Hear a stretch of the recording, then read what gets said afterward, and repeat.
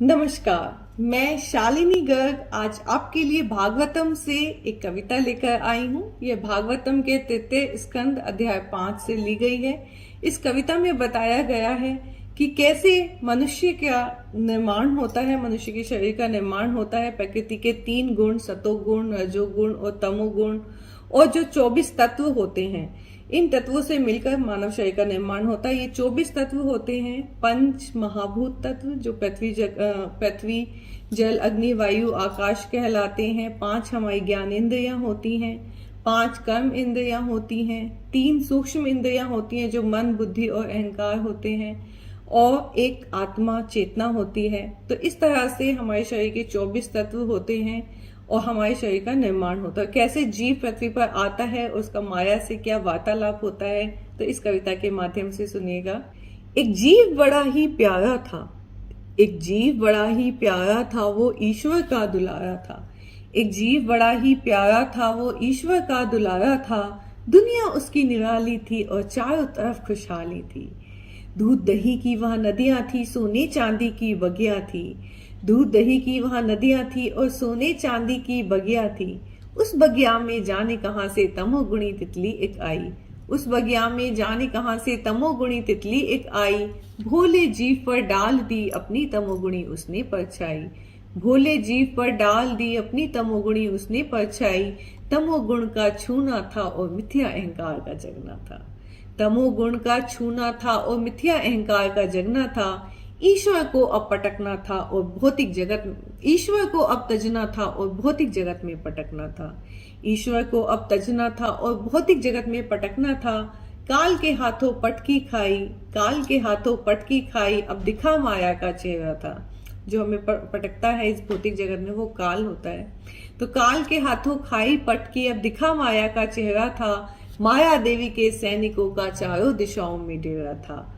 बोली माया कौन है वे तू, बोली माया कौन है वे तू, ऐसे नहीं है जा सकता। आत्मा रूप में इस जगत में तू प्रवेश नहीं पा सकता। आत्मा रूप में इस जगत में तू प्रवेश नहीं पा सकता।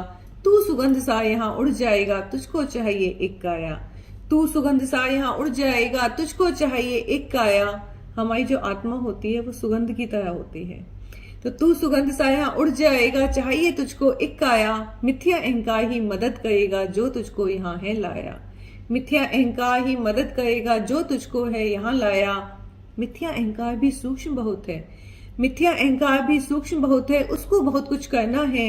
मेरी प्रकृति के 3 गुणों से, मेरी प्रकृति के 3 गुणों से आत्मा संग गुजरना है। पिछले जन्म के कर्म फल से तुझको ये गुण मिलना है। कितना सतोगुण मिलेगा, कितना रजोगुण मिलेगा, कितना तमोगुण मिलेगा, वो पिछले जन्म के कर्म निर्धारित करते हैं। तो पिछले जन्म के कर्म फल से तुझको ये गुण मिलना है। इन 3 गुणों के अनुपात से ही तेरी प्रकृति को गढ़ना है। पूर्व जन्म के कर्म ही रचते इस जन्म के भाग का लेखन। पूर्व जन्म के कर्म ही रचते इस जन्म के भाग का लेखन। मेरा सतोगुण देगा तुझको एक निर्मल सा पावन मन। इस मन से ही है जीव तू कर सकता ईश्वर का ध्यान। पर मैंने देखा है यहाँ आकर सब करते मेरा ही गान। पर मैंने देखा है आकर यहाँ करते सब मेरा ही गान। जिस दिन मुझे भूल कर तू ईश्वर का ध्यान लगाएगा, जिस दिन मुझे भूल कर तू ईश्वर का ध्यान लगाएगा, सच कहती हूँ पुत्र में ईश्वर का पुनः प्रेम तू पाएगा। मेरा रजोगुण देगा तुझको बुद्धि और 10 इंद्रियां। मेरा रजोगुण देगा तुझको बुद्धि और 10 इंद्रियां। ये बुद्धि व इंद्रियां देंगी काम करने की शक्तियां। ये बुद्धि व इंद्रियां देंगी काम करने की शक्तियां। सूक्ष्म तन बनाते तेरा, सूक्ष्म तन बनाते तेरा मन, बुद्धि और मिथ्या अहंकार। बुद्धि ही अब देगी तुझको पंच तत्वों का स्थूल आकार। बुद्धि ही अब देगी तुझको पंच तत्वों का स्थूल आकार। अब कैसे हमारा जो पृथ्वी जल अग्नि वायु आकाश होते हैं, उनमें क्या क्या गुण होते हैं सुनिएगा। पहले बुद्धि बनाती निर्वात जो कहलाता है आकाश। पहले बुद्धि बनाती निर्वात जो कहलाता है आकाश। इस आकाश में होता है केवल ध्वनि का ही वास। तो जो आकाश होता है उसमें केवल ध्वनि होती है और कोई गुण नहीं होता। इस आकाश में होता है केवल ध्वनि का ही वास। आकाश के संग मिलकर बुद्धि वायु को बनाती है। वायु ध्वनि और स्पर्श का ये दो अनुभव कराती है। वायु में हम ध्वनि भी सुनाई देती है और स्पर्श का अनुभव होता है। तो वायु ध्वनि और स्पर्श का ये दो अनुभव कराती है। अब ये तीनों मिलकर के करते हैं अग्नि का निर्माण। ध्वनि, स्पर्श और रूप को अग्नि देती जीव को ज्ञान। अग्नि हमको दिखाई देती है तो इसमें रूप भी आ जाता है। ध्वनि, स्पर्श और रूप का अग्नि देती जीव को ज्ञान। जल बनाते आकाश, वायु, अग्नि और बुद्धि। इसके बाद बुद्धि के साथ मिलकर आकाश, वायु, अग्नि मिलकर जल बनाते हैं। ध्वनि, स्पर्श, रूप के संग जल को मिल जाता है स्वाद, और जल में एक स्वाद भी आ जाता है। ये सब मिलकर अब ठोस बनाते जो कहलाती है पृथ्वी। ये सब मिलकर अब ठोस बनाते जो कहलाती है पृथ्वी। ध्वनि, स्पर्श, रूप, स्वाद भी मिलता और मिलती गंध भी। तो पृथ्वी को गंध भी मिल जाती है। आकाश, वायु, अग्नि, जल व पृथ्वी से स्थूल घेरा बनता। आकाश, वायु, अग्नि, जल व पृथ्वी से स्थूल घेरा बनता। दसों इंद्रियों का अब इसमें देखो कैसा डेरा है लगता। अब कौन कौन सी 10 इंद्रियां होती हैं? 5 इंद्रियां बतलाएंगे तुझको इस दुनिया का ज्ञान।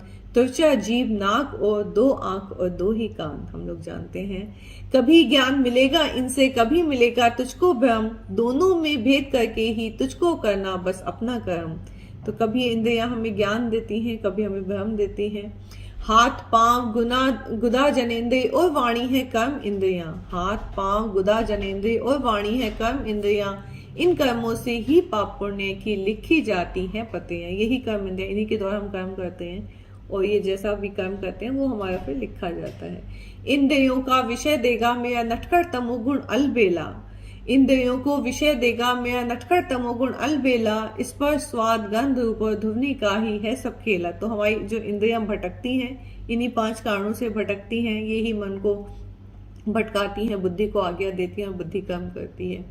तो स्पर्श, स्वाद, गंध, रूप और ध्वनि का ही है सब खेला। ये विषय ही इंद्रियों में भोग की इच्छाओं को जगाते हैं। कभी अच्छे और कभी बुरे कर्म करने को उकसाते हैं। इस भौतिक जगत में कर्म करना ही तेरी प्रकृति है। बुद्धि पूर्वक सोच समझकर जीना ही तेरी नीति है। इस भौतिक जगत में कर्म करना ही तेरी प्रकृति है। बुद्धि पूर्वक सोच समझकर जीना ही तेरी नीति है। तेरा लक्ष्य याद रखना। क्या है हमारा लक्ष्य? तेरा लक्ष्य याद रखना, वापस तुझे है घर जाना। मेरी माया के चक्कर में पुत्र तू नहीं फंस जाना। मेरी माया के चक्कर में पुत्र तू नहीं फंस जाना। तो बहुत सुंदर कविता है और हमारे जीवन का लक्ष्य बताती है। तो आप लोग जरूर ध्यान से सुनिएगा और पसंद आए तो लाइक कीजिएगा। धन्यवाद।